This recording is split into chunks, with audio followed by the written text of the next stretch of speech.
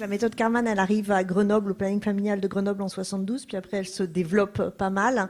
Il faut savoir que quand on regarde le taux de femmes qui mouraient des suites d'un avortement, qu'on regarde la courbe, elle est élevée, et à partir de 73, elle s'effondre. Donc ça a vraiment en plus des effets très très importants. Les femmes ne meurent plus avec la méthode Karman. Mais donc effectivement ça se développe. Par exemple, Delphine Seyrig a beaucoup prêté son apportement pour il y a beaucoup. Enfin, elle était très connue. L'actrice Delphine Seyrig. Ouais.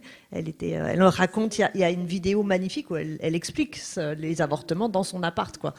Et en fait, ce qu'il y a, c'est que ça a commencé à vraiment inquiéter le gouvernement parce que ça se développait. Et en fait, ce que raconte Simone Veil, c'est que quand elle fait la passation de pouvoir, le ministre qui est avant elle, Poniatowski, lui dit « Dépêche-toi de faire une loi, sinon dans 1 mois, tu auras des femmes du planning qui avortent dans ton bureau ».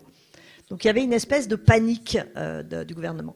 Et en fait, la loi Veil donc, est votée avec tous évidemment les avantages et la victoire que ça représente. Mais la loi Veil, c'est donc la médicalisation de l'avortement, mais la médicalisation à l'hôpital.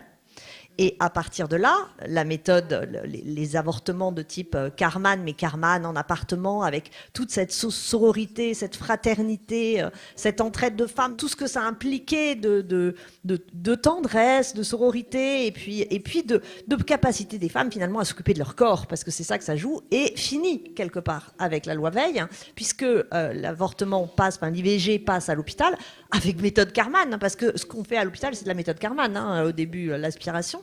Mais cette fois dans un environnement qui est beaucoup plus austère et beaucoup plus et culpabilisant pour les femmes. Encore maintenant, des jeunes filles qui vont avorter, elles se font humilier, elles se font culpabiliser. Ça reste extrêmement dur dans certains hôpitaux, pas tous.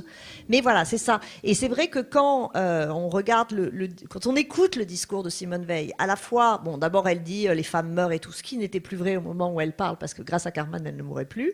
Mais surtout, on voit on le voit dans le discours. Quand on a ça en tête et qu'on le réécoute, on s'en rend compte. Elle dit on va reprendre le contrôle. C'est le corps médical qui va reprendre le contrôle.